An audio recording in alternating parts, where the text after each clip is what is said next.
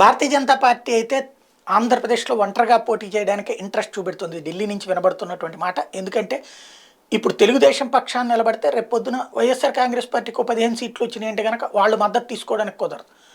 ఒకవేళ వీళ్ళకి 15 వచ్చినాయి అంటే అక్కడ 10 సీట్లు తీసుకోవడానికి కుదరదు. అదే ఒంటరిగా పోటీ చేస్తే వచ్చే సీట్లు సాధిస్తారు, లేకపోతే ఇద్దరు కలిపి 25 మంది కూడా మద్దతు ఇస్తారు. కేంద్రంలో ఎవరు వచ్చినా తాము అధికారంలోకి వచ్చిన మద్దతు ఇస్తారు, రేపొద్దున కాంగ్రెస్ అధికారంలోకి వచ్చిన మద్దతు ఇస్తారు. తమకే ఎక్కువ ఛాన్స్ ఉంది కాబట్టి తమకి మద్దతు ఇవ్వడానికి అవకాశం.